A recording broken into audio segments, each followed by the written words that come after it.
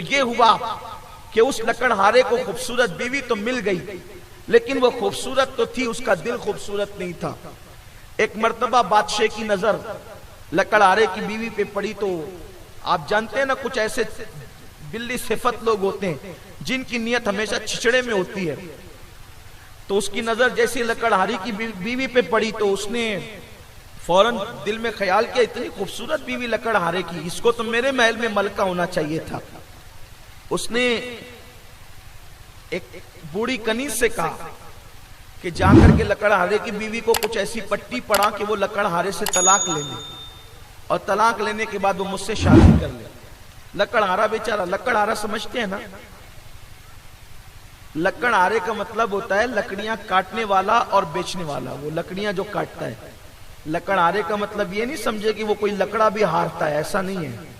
بلکہ وہ لکڑیاں کاٹ کر کے مارکیٹ میں بیچتا ہے۔ تھوڑی سی مجھے کبھی کبھی بیچ میں عنوان کو توڑ کر تشریح کرنی پڑتی ہے، اس لیے کہ جو اندھیرے میں بیٹھ کے سنتے ہیں ان کو میری بات کچھ کم سمجھ میں آتی ہے،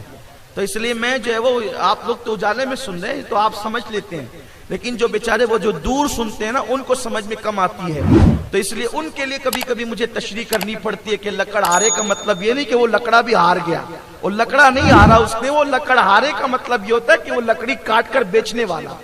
ورنہ آپ یہ سوچیں گے کہ یہ علی با بھی ہمیں سمجھاتے ہیں، آپ کو نہیں، آپ تو بہت سمجھدار ہیں ماشاءاللہ، آپ تو اشاروں کی زبانیں سمجھتے ہیں نا، اس لیے کہ آپ کے دل میں غوث و خواجہ کی محبت موجود ہے، آپ کے دل میں صحابہ اور اہل بیت کی محبت موجود ہے۔ میں تو اشارے کرتے چلوں تو بھی پوری تقریر ہو جائے، لیکن بہرحال تشریح کہیں کہیں مجھے کرنی پڑتی ہے۔ میرے علماء بھی کبھی مجھے کہتے ہیں اسٹیج سے اترنے کے بعد آپ نے ٹائم بہت پاس کر دیا تشریح کرنے کے اندر، تو میں کہتا ہوں کہ کیا کروں بھائی، جو لائٹ میں بیٹھتے ہیں ان کا تو کوئی خوف ہی نہیں ہے، خوف تو ان کا ہے جو اندھیرے میں بیٹھ کے سنتے ہیں، تو ان کا بھی خیال کرنا پڑتا ہے، تھوڑا سا ان کا بھی دیکھنا پڑتا ہے تھوڑا سا۔ ہاں تو عرض یہ کر رہا تھا کہ لکڑہارے کی بیوی کے پاس وہ بڈھی پہنچی، اور پہنچنے کے بعد ان لوگوں کو اس کو کہا کہ یہ کیا غربت میں تو زندگی گزار رہی ہے۔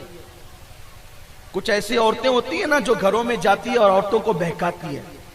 اور ان کے گھروں کو پھوڑتی ہے، تباہ کرتی، کبھی ساس کو بہکا رہی ہے، کبھی ننن کو بہکا رہی ہے، کبھی شوہر کو بہکا رہی ہے، کبھی بہوئی کو بہکا رہی ہے، اور ایسی عورتیں گھروں کو پھوڑنے کا کام کرتی ہے۔ لیکن ایسے وقت پہ ہمیں بالکل مروت نہیں کرنا چاہیے، جب دیکھا کہ کوئی اختلاف یا فتنہ پیدا کرنے والا ہے تو اس کی مروت نہیں ہونا چاہیے، اس کو سیدھا باہر کریں، ورنہ آپ کا گھر تباہ ہو جائے گا، آپ کا گھر برباد ہو جائے گا۔ کئی مکانات اور کئی گھر برباد ہوتے ہیں، لوگوں کو گھر برباد کرنا بہت پسند ہے، اور حضور نے فرمایا کہ جو لوگوں میں پھوٹ پیدا کرے وہ ہم میں سے نہیں ہے، وہ کوئی اور ہوگا لیکن ہم میں سے نہیں ہے، حضور فرماتے وہ ہم میں سے نہیں ہے۔ تو وہ عورت پہنچی، اور پہنچنے کے بعد کہا کہ کیا غربت میں تنگ دستی میں زندگی گزاری، تجھ سے تو بادشاہ محبت کرتا ہے، اگر تو چاہے تو بادشاہ کے ساتھ تیرا نکاح ہو جائے، تو ملکہ بن کے زندگی گزارے۔ اس لالچی عورت نے دیکھا کہ مجھے تو بادشاہ کی طرف سے آفر ہے،